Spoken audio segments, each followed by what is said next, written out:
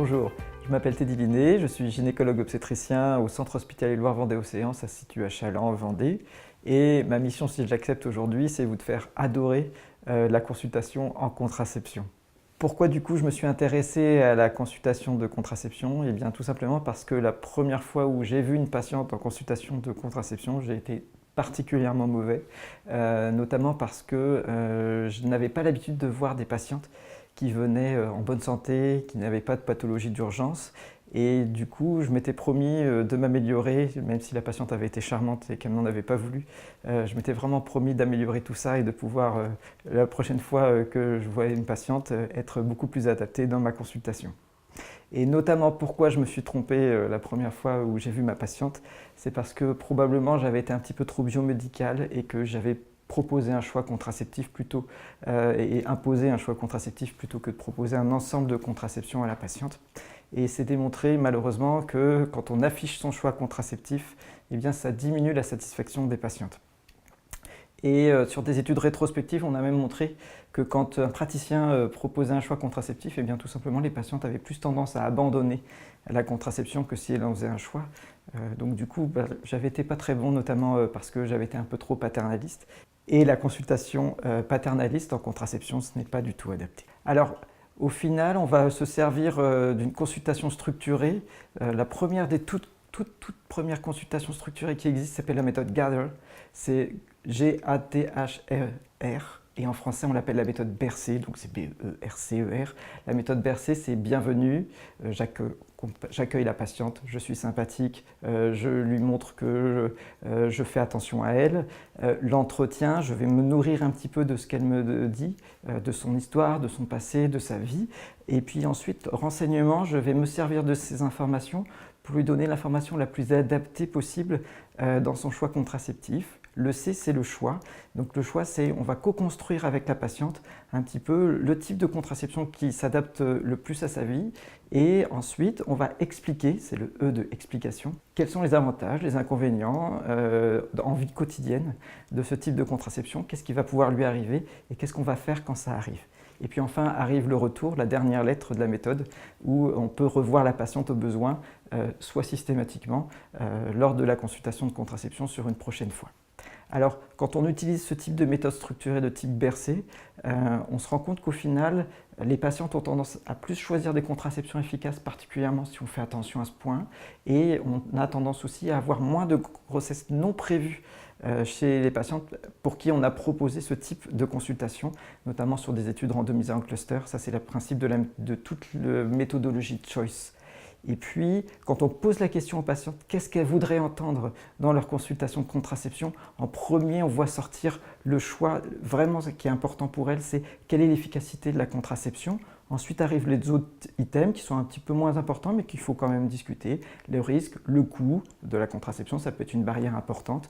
La durée d'action, est-ce que ça va être une contraception qu'on va prendre tous les jours? Est-ce qu'on peut la prendre éventuellement pas du tout, comme dans le cas des contraceptions réversibles d'action longue? Et puis l'aspect pratique.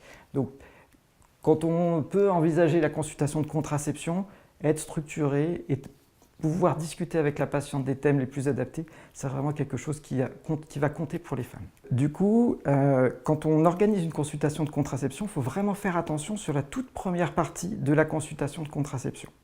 On s'est rendu compte sur des études qui ont été faites par enregistrement des consultations que les patientes sont vraiment attentives à la qualité de l'accueil qu'on leur fait dès le départ, la compassion, la bienveillance, et c'est vraiment des thématiques qui sont très importantes pour elles, et notamment ça va vraiment diriger la suite de la consultation. Si on n'est pas bien parti, c'est vraiment très difficile après de rattraper les choses dans une consultation de contraception.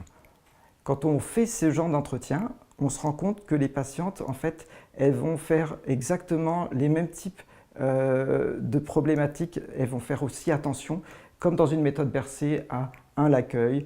Est-ce qu'on a entretenu avec elles leurs problématiques, leurs inquiétudes? Est-ce qu'on leur a donné les renseignements qui étaient personnalisés? Est-ce qu'on a vraiment fait un choix avec elles? Est-ce qu'on leur a vraiment expliqué la contraception? Est-ce qu'on a vraiment répondu à toutes leurs questions?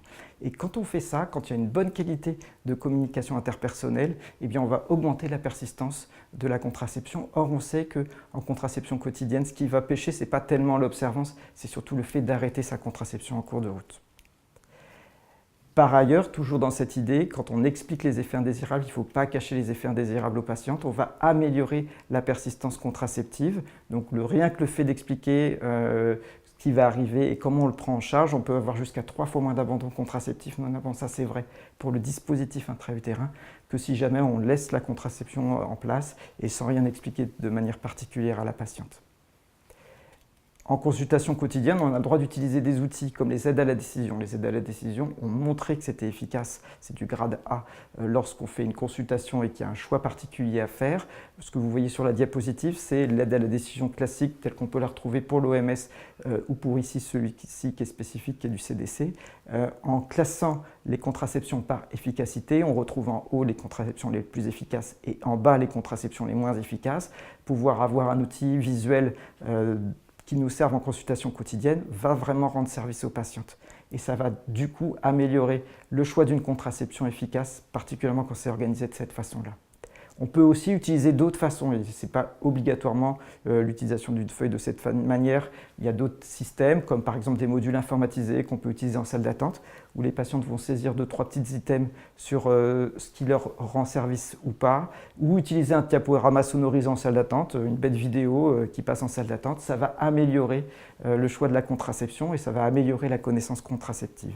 Et si vraiment vous pouvez utiliser des outils qui marche par catégorie d'efficacité plutôt que quelque chose d'un peu tout venant, eh bien ça va encore une fois améliorer la compréhension des différences. Les outils complémentaires, si vous les utilisez, il faut qu'ils soient plutôt éducatifs. Donc ça peut être, il y a encore différentes façons de le faire. Au jour d'aujourd'hui, on a plutôt tendance à utiliser des outils qui soient plus multimédia, avec de l'interaction des patientes, comme les Serious Games. Eh bien quand on utilise des outils éducatifs, on améliore la persistance des patientes. C'est vraiment quelque chose qui peut rendre service aussi en consultation de contraception. L'utilisation des fiches, on rit beaucoup quand on propose des fois les fiches, on a l'impression de ne pas servir à grand chose. Eh bien au final, les patientes quand même les prennent avec elles s'en servent, ça rend service aussi, même si effectivement on n'a pas non plus une connaissance des patientes qui est magnifique par rapport à, par exemple dans l'outil d'oubli de pilule, on se rend compte qu'elles ne sont pas tout à fait au point sur ce qu'on doit faire. Il n'empêche que le fait de la donner, pour un certain nombre d'entre elles, va permettre d'améliorer la connaissance sur la méthode qu'elles ont choisie. Malheureusement, il va me rester des questions sans réponse. En dehors de la prise de tension artérielle avant l'instauration d'un oestroprogestatif, qui a montré dans des études cas témoins qu'on diminuait le risque coronarien et le risque d'AVC, on n'a pas beaucoup d'études intéressantes qui nous montrent l'intérêt de l'utilisation de faire ou pas un examen pelvien, de faire ou pas un examen mammaire, de faire une prise de sang ou même n'importe quel examen biologique. On ne sait pas si c'est utile ou pas dans le cadre d'une consultation de contraception. C'est d'autant plus vrai que pour l'instant, les études qui sont faites mais qui ne sont pas de niveau de preuve intéressante, ont plutôt l'impression de nous dire que ce n'est pas très utile. Il n'empêche que, voilà, au jour d'aujourd'hui, on essaie de se débrouiller un petit peu comme on peut dans la consultation de contraception et s'il n'y a pas besoin de faire d'examen, ça permettra très probablement d'améliorer le choix de nos patientes.